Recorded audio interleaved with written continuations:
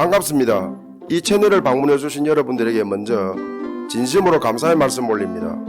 이 채널은 여러분도 잘 아시는 동주열국지라는 중국의 역사소설의 픽션과 넌픽션을 구별하고 이를 검증하려고 쓴 열국지 팩트체크 다른 눈으로 본 열국지를 해설하고 보충 설명하는 채널입니다. 저는 열국지 팩트체크 다른 눈으로 본 열국지를 쓴 강용봉입니다.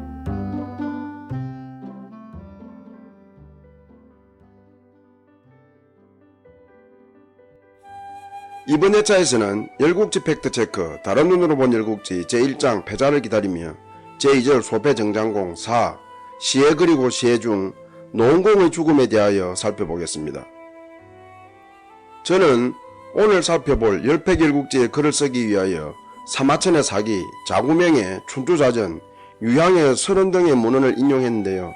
그 상세 내역은 자막으로 나가는 바이니 참고하시기 바랍니다.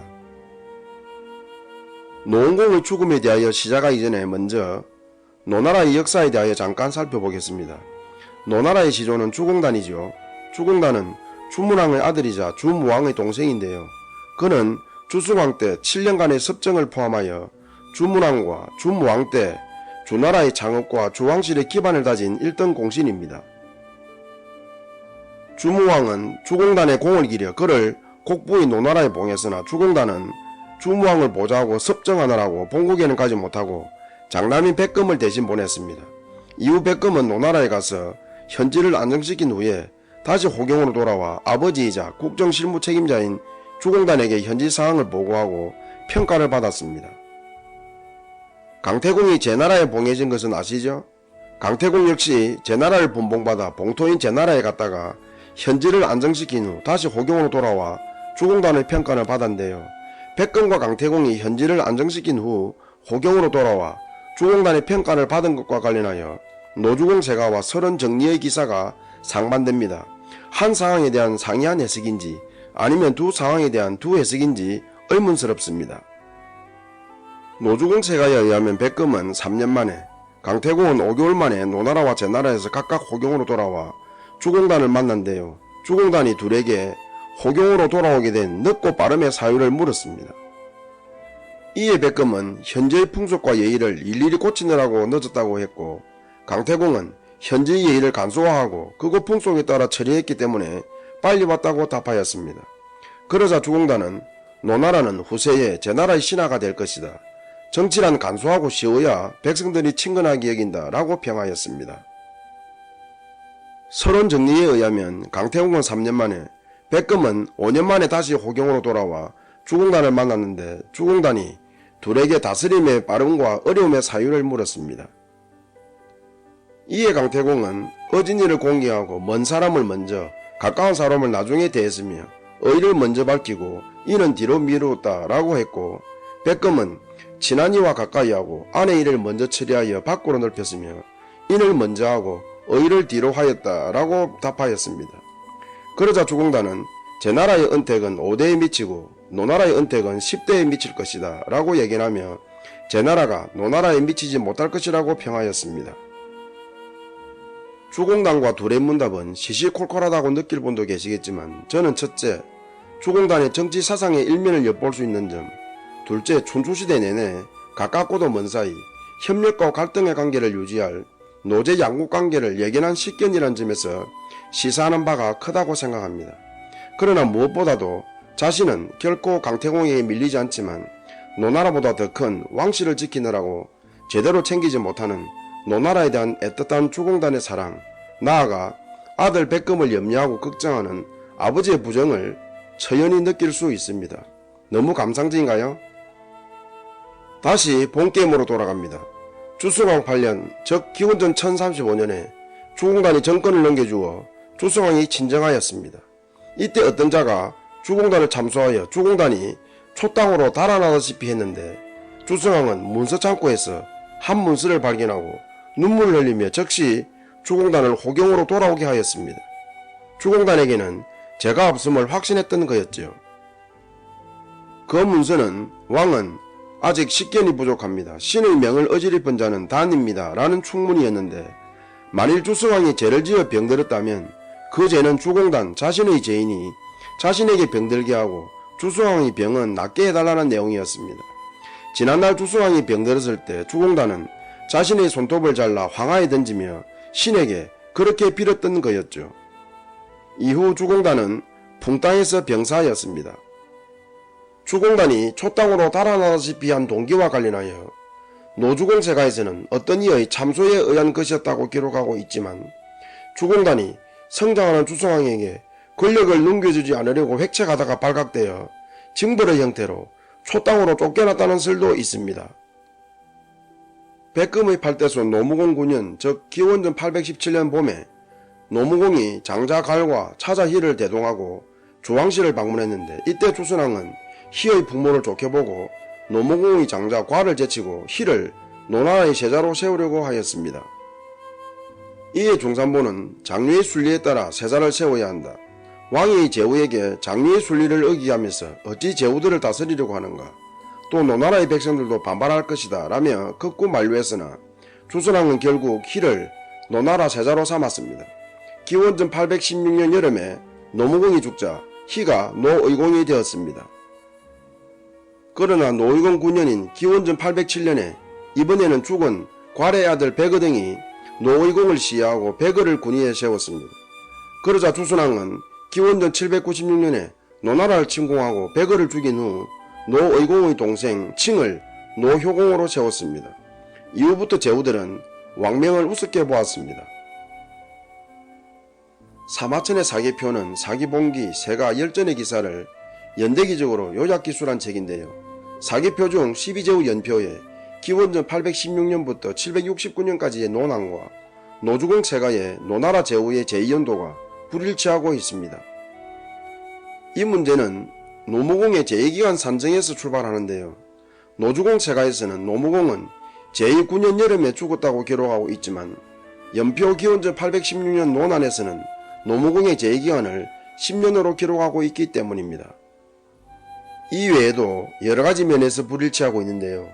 연표 기원전 816년부터 769년까지의 논안과 노주공 세가의 노나라 제후의 제2연도 불일치로 인하여 기원전 771년 주유왕이 피살된 사건의 경우 노주공 세가에서는 노효공 25년, 연표 기원전 771년 논안에서는 노효공 36년 때의 사건이라고 상이하게 기록하고 있습니다. 열패결국제의 경우 기사는 노주공 세가를 인용했지만 사건의 시점은 동기간의 연표, 논안을 인용했으니 이 점 참고하시기 바랍니다. 노효공에 이어 기원전 768년에 노해공이 군위에 올랐습니다. 노해공은 정실인 송무공의 장녀 맹자가 아들이 없이 죽자 맹자의 진려 성자에게서 식고를 얻었습니다. 이후 노해공은 송무공의 딸 중자를 새아내로 맞아 괴를 얻었으나 적자인 괴가 어릴 때인 기원전 723년에 죽고 말았습니다. 이에 노나라 사람들은 괴가 너무 어리다며 서장자 식고를 섭정으로 삼았는데 이가 노원공입니다. 중자와 관련하여 동질국지 제7에서는 중자는 노해공의 애첩이었다가 계실이 되었다고 묘사하고 있고 춘추자전 서문에서도 중자는 노해공에게 시집와서 노환공 괴를 낳았다고 기록하고 있으나 노주공 세가에서는 중자라는 실명은 없고 노해공이 성자가 낳은 시계 아내로 송나라 여자를 맞았다가 그녀가 예뻐서 자기 아내로 취했으며 그녀는 아들 윤을 낳았다고 기록하고 있습니다. 한마디로 노주공 세가에서는 원래 윤 또는 괴의 생모는 노해공의 며느리감이었다고 기록하고 있는 것입니다. 노원공은 곱고 신의와 명분을 존중하는 인물이었습니다. 자신은 군주가 아니라 섭정임을 결코 잊지 않았습니다.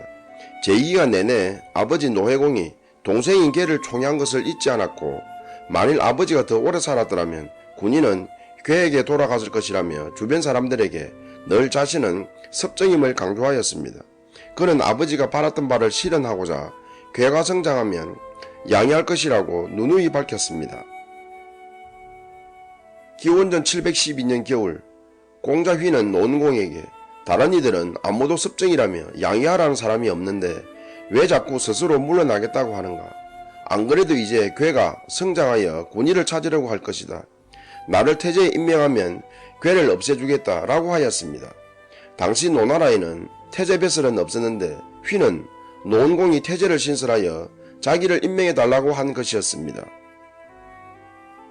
이에 대하여 노원공은 동생 괴를 군위에 세우는 것은 아버지의 뜻이기도 했고 또 내가 이때껏 노나라 백성들에게 약속한 바다. 어찌 나를 그런 탐욕자로 보았느냐. 나는 조만간 괴에게 양이하고 토구에서 살 것이다 라며 휘를 강하게 질타하였습니다. 토구는 지명인데요. 훗날 관리들이 토구에서 살아야지, 토구로 돌아가야지 라는 말과 은퇴가 동의어가 된 것은 이때 기인한 것이라고 합니다. 실제로 노원공은 토구에 양이후의 거처를 마련하고 있다고 합니다.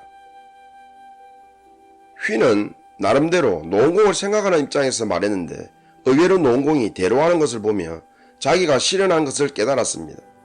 노원공이 군위에 오를 괴에게 자신이 한 말을 전하기라도 한다면 자신은 이 지상 사람이 아닐 것이라고 위기감을 절감한 것이죠.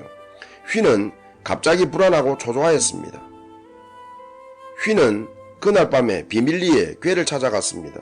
그러고는 노원공이 나를 불러 아무도 몰래 괴를 죽이면 후히 상을 내리겠다고 했다라고 전하며 차마 그럴 수는 없어서 이렇게 밤늦게 왔다고 하였습니다. 이어서 휘는 내가 노원공의 밀지를 따르지 않았다고 노원공이 그 계획을 포기할 것 같으냐? 궁극적으로 화를 피하려면 노원공을 죽이는 수밖에 없다. 서둘러야 한다. 만일 결심한다면 돕겠다 라며 충동질했고 괴도 노원공을 죽여야겠다고 결심하였습니다. 괴는 성장하면서 서형 노원공은 습정이고 언젠가는 자신이 군위에 오를 신분임을 자각했는데 노원공도 늘 습정임을 강조하며 양이하겠다고 하니 그 말을 믿으며 꿈을 꾸어왔습니다. 그러나 괴는 노원공이 국정을 잘 운영하고 백성들도 그를 잘 따르는 것을 보며 진짜 노원공이 양이할까? 아니 그렇게 좋은 군위를 왜 양이하려고 할까 하는 생각 등으로 노원공을 의심하기도 하였습니다. 노원공을 믿는 마음 다른 한편에서는 양이하겠다는 노원공의 말이 위선일 수도 있다는 의심을 품게 된 것이었죠. 그런 중에 괴는 노원공이 자신을 죽이려 한다는 휘의 말을 듣자 노원공에 대한 의심이 확신으로 변했고 생명의 위기감마저 느꼈던 것입니다. 무력으로 따진다면 노원공을 이길 방법이 없지만 그렇다고 가만히 앉아서 죽음을 기다릴 수는 없지 않은가. 괴는 모든 것을 하늘에 걸고 휘의 제의에 동의했던 것입니다. 이에 휘는 노원공이 해마다 동짓달에 제사를 지내기 위하여 대부 위시집에 머무는 것을 알고 11월에 장사들을 위시집에 보내어 잠든 노원공을 죽였습니다. 그러고는 괴를 군위에 세우니 이가 노환공입니다. 휘도 태제가 되었으며 위시는 노원공을 죽인 죄를 뒤집어쓰고 처형되었고 가문은 결단났습니다. 노원공은 방향무인한 휘를 방치했다가 결국 피살되고 말았습니다. 한마디로 결단하지 못함으로써 결단난 셈이죠. 노원공이 공자 시절 호양 전투 때 정군에게 포로가 되어 정나라 윤씨 집에 감금되었었는데 그때 노원공은 윤씨에게 뇌물을 주고 윤씨 가신 종무에게 하루속히 노나라로 돌아갈 수 있도록 해달라고 기도하는 한편 윤씨를 설득하여 그와 함께 노나라로 탈출한 바 있었습니다. 노원공은 자신이 노나라로 돌아온 것은 종무의 은덕이라고 생각하고 윤씨 집에 종무의 사당을 짓고 해마다 동짓달에 제사를 지냈는데 이 제사를 지낼 때마다 노원공은 위시 집에 머물렀습니다. 휘는 노원공의 이 같은 움직임을 미리 인지하고 공공보다 노원공의 경호가 느슨하여 시하기가 용이한 점뿐만 아니라 노원공을 죽인 후에 죄를 은폐하기도 쉬운 점 등을 종합적으로 고려하여 이때를 노리는 것이었습니다. 열패결국지의 이번 회차에 해당되는 부분의 팩트체크에서는 백금과 강태공이 각기 노나라와 제나라를 분봉받아 현지로 떠났다가 봉토를 안정시킨 후 다시 호경으로 돌아와 주공단의 평가를 받은 것, 노여공의 즉위 시기, 배그와 노여공의 가족관계, 중자가 누구의 아내인가, 노원공이 죽은 시기, 노원공을 시한 사람에 대한 상이한 묘사와 상이한 기록을 소개하고 있습니다.